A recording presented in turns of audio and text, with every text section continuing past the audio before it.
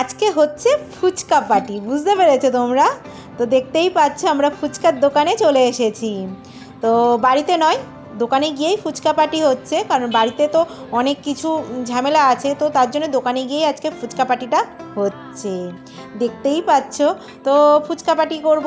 তো প্রথমে ভেজে ফুচকা, অনেক দিন ফুচকা খাওয়া হয় না, তো কাকিমা এসছে, তো বললাম যে এখানে একটা নতুন দোকান খুলেছে, তো চলো একটু ফুচকা খেয়ে আসি। তো দেখো, তো ভাবলাম আমরা যখন ফুচকা খেতে যাব, আমার বোন মানে আমার ননদ যাই হচ্ছে ওই কাকিমা কাকুদের ঘরে, তো খেলা করতে, তো ও বাচ্চাগুলোকে কেন আমি বাদ দেবো বলো, ওদেরকেও নিয়ে এসেছি, তাই কিনা বলো? ভালো করেছি তো। তো যাই হোক, সবাই মিলে বেশ ফুচকা পার্টি করলাম। তো ওরা তিনজনে যতটা ফুচকা খেয়েছে, আমরা তিনজনে ততটা ফুচকা খাইনি, জানো তো।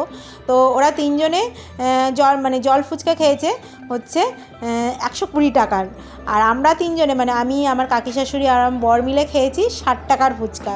তারপরে আবার ওরা বলছিল যে একটু দই ফুচকা খাবো, তো তার জন্য দই ফুচকাও নেওয়া হয়েছিল। তো ওদের খাওয়া হয়ে গেছে, ওদের বললাম ওখানে গিয়ে বস, তারপরে আমরা খেয়ে নিই, তারপরে দেখা যাবে। তারপরে হঠাৎ করে আমার ননদ বললো একটু দই ফুচকা খাবো, তো তার জন্যে 1 প্লেট দই ফুচকা নিয়ে নেওয়া হয়েছিল, 60 টাকা করে নিয়েছিল। তো এই যে দেখো ফুচকা খাওয়া শুরু হয়ে গেছে। এখানে অনেক কিছুই আছে, রসুন জল, প্লেন জল, তারপরে আরও অনেক কিছুই আছে, আমরা ওগুলো আমি সত্যি কথা বলতে খাইও না। তার মধ্যে এখানে একটা নতুন জিনিস দেখলাম, লেবু জল, মানে সবই পুদিনা পাতা আর ধনে পাতা দিয়েই বানানো, কিন্তু তার মধ্যে দেয়া আছে লেবুর রস, মানে ওই জলটা একটু টকটক মতো, ওই জন্য ওই জলটা দিয়ে ফুচকাটা খেতে ভালো লাগে। তো যাই হোক, দেখো এখানে দেখো ফুচকা খাওয়া হয়ে গেছে আমাদের। তারপরে দেখো দই ফুচকা বানাতে বলছে, দোকানটা খুবই ভিড় হয়েছিল, কারণ এখানে তিহারের দিন তো, ওদের মকর সংক্রান্তি, ওরা সারাদিন ঘুরিয়ে উড়িয়েছে, সবাই প্রচুর ভিড় হয়েছিল।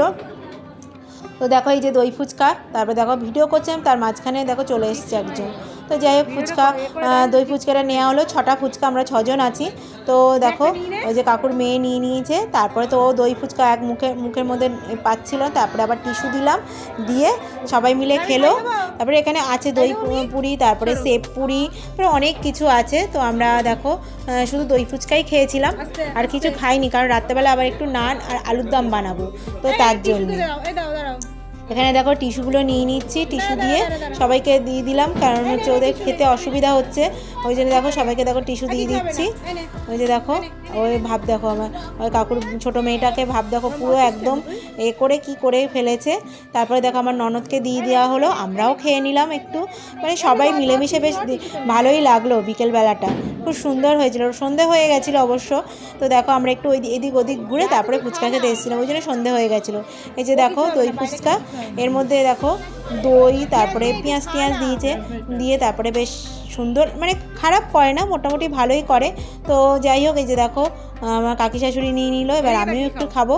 তো এই যে দেখো এক গালের মধ্যে দেখো কত বড় গালটা, দেখো মুখ, মানে দেখো কি অবস্থা। তারপরে বললাম তুমি ওরকমভাবে কেন খাচ্ছ, লাস্টে আবার ওকেও একটা টিস্যু দিয়ে দিয়েছিলাম। এই যে দেখো টিস্যু নিয়ে নিল, তারপরে আমিও একটু দই ফুচকা খেয়ে নিলাম, আমার বরের খাওয়া হয়ে গেছিলো, আমি একটু দই ফুচকা খেলাম। এই যে দেখো দই ফুচকা আমিও খেয়ে নিচ্ছি, দেখো। আর লাস্টে যেগুলো ছিল না, ওগুলো পুড়িয়ে খেতে না খুব ভালো লাগে, যেগুলো প্লেটে পড়ে থাকে দই ফুচকার, তাই কিনা বলো? আর বেশ ভালোই হলো, মজা হলো। তো চলো, এই যে দেখো আমি দই ফুচকাটা কেমনভাবে খেয়ে নিলাম। তো চলো, এই যে এগুলো তো সব আমি একা খেতে পারবো না, তো আমার কাকি শাশুড়িকেও একটু দিয়ে দিলাম। তো যাই হোক, চলো, দিনটা ভালোই কাটলো। তো চলো, টাটা।